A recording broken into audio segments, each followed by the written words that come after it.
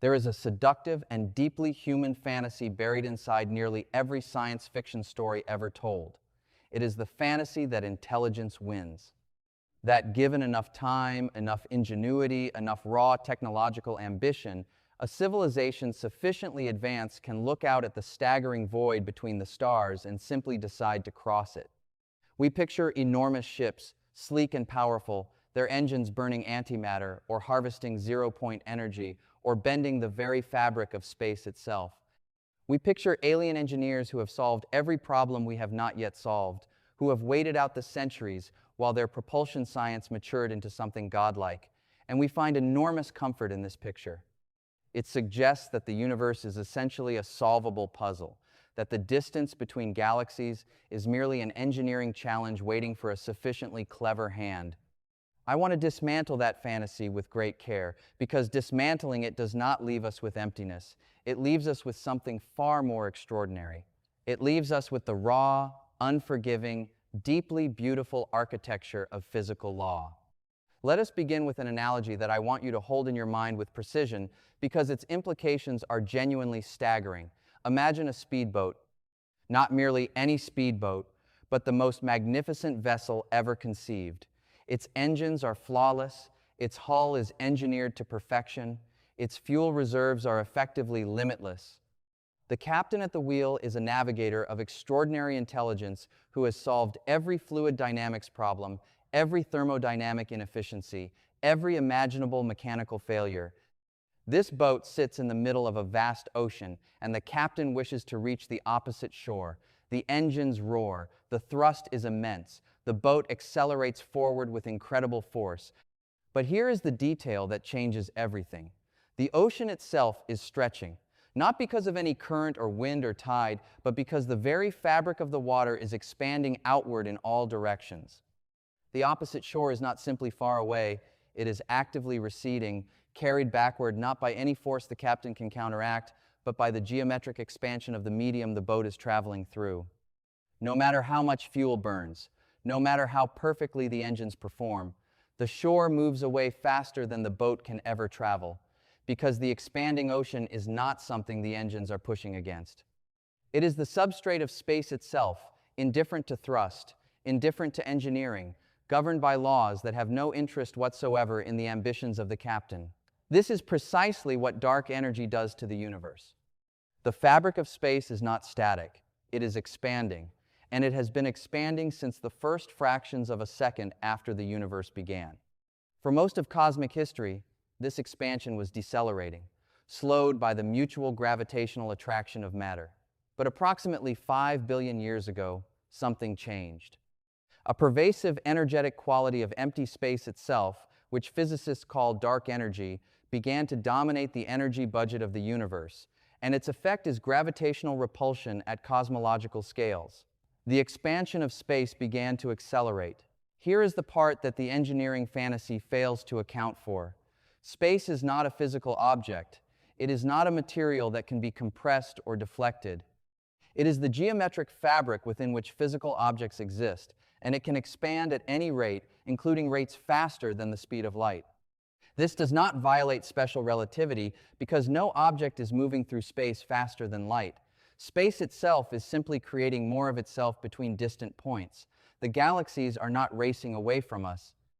They are being carried by the geometric expansion of the void between us, and that expansion is accelerating. At a distance of roughly 14 billion light years from Earth, the metric expansion of space has already reached a critical threshold. Galaxies beyond this boundary, what cosmologists call the cosmic event horizon, are being carried away from us faster than light can travel through the intervening space. Not faster than the speed of light through a medium, the space between us and those galaxies is expanding at a rate that no signal, no photon, no physical object, and no alien thruster system of any conceivable design can ever overcome. Those civilizations, if they exist, are permanently beyond our reach, not because we lack the engineering, because the geometry of the universe has closed the door with mathematical finality. And this horizon is not stable. As dark energy continues its acceleration, more and more of the observable universe will cross that threshold, Galaxies that are today marginally within our reach will slip beyond it. The cosmic quarantine tightens with time, and no advancement in propulsion science changes this by even a single meter, because the problem is not velocity. The problem is the geometry of space-time itself. But suppose we set our ambitions more modestly. Suppose an alien civilization does not dream of crossing the observable universe. Suppose they merely wish to reach the nearest galaxy, Andromeda, 2.5 million light-years distant. Forget the cosmic horizon, forget dark energy. Let us simply ask what the mathematics of special relativity says about accelerating a physical object to the velocities required for any reasonable transit time across even this relatively modest distance. Albert Einstein showed us something in 1905 that still has not fully entered our intuitive picture of the universe. Mass and energy are equivalent. They are the same thing expressed differently. And this equivalence has a devastating implication for propulsion.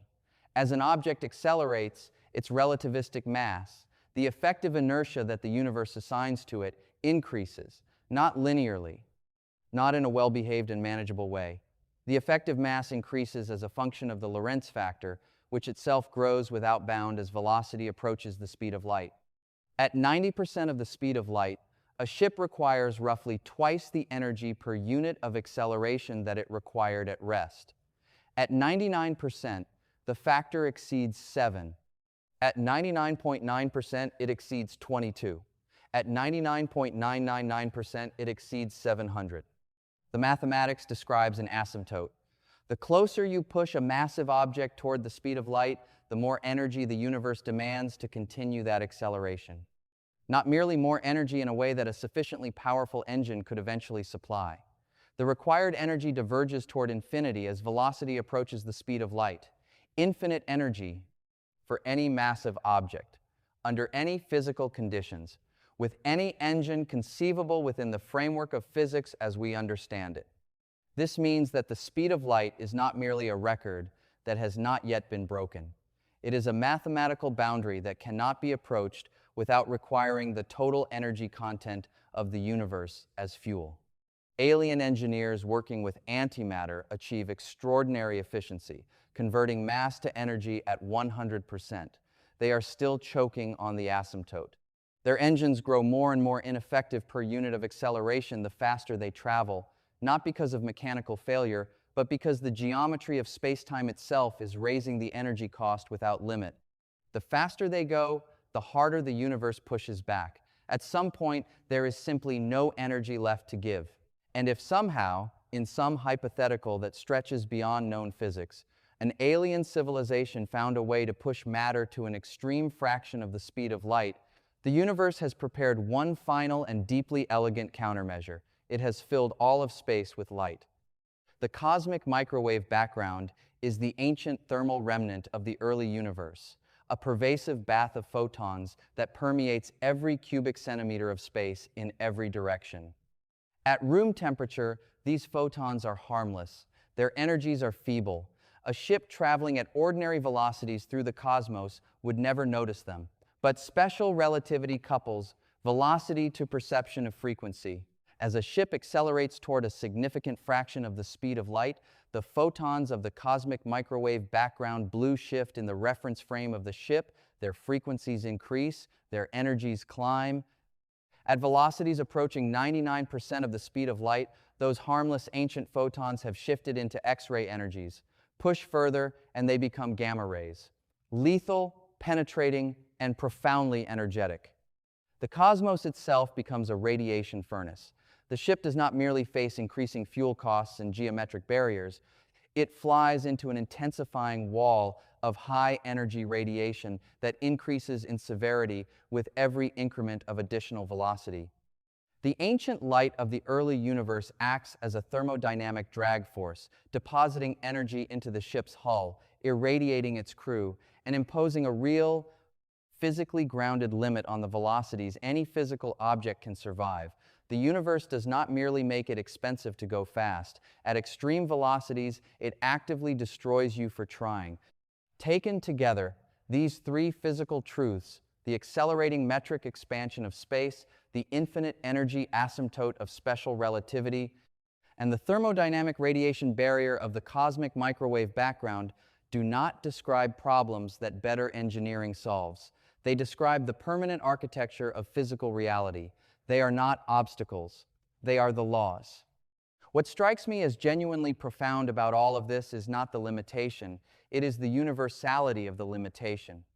Whatever civilization exists out there, wherever they are in the cosmos, however many millennia they have had to advance their science, they face these same equations, the same asymptote, the same expanding horizon, the same ancient light growing dangerous at extreme velocities. Intelligence does not purchase exemption from the laws of physics, it merely provides a clearer view of them. Every civilization is, in the deepest physical sense, an island. Not an island surrounded by water that might one day be bridged with a longer boat. An island surrounded by a geometric void that is actively growing, governed by thermodynamic laws that punish velocity, embedded in a space-time architecture that treats the speed of light as an uncrossable mathematical wall. The universe is not waiting to be crossed. It is expressing, with breathtaking mathematical consistency, a boundary condition that applies to all matter, everywhere, without exception. There is something in this that I find far more moving than the engineering fantasy. The fantasy says that the universe yields to cleverness. The truth says something deeper. The truth says that the same equations holding us here, in this small corner of the Milky Way, are holding every other civilization precisely in place as well. We are not uniquely limited. We are participants in a universal condition. The laws of geometry do not discriminate. They do not bend for ambition. They apply with total, unbroken, magnificent consistency to every atom in existence. To understand this is not to feel imprisoned. It is to feel the full weight of what physical law actually means. And that weight, that elegant, chilling, mathematically precise weight, is one of the most extraordinary things the human mind has ever been given to contemplate.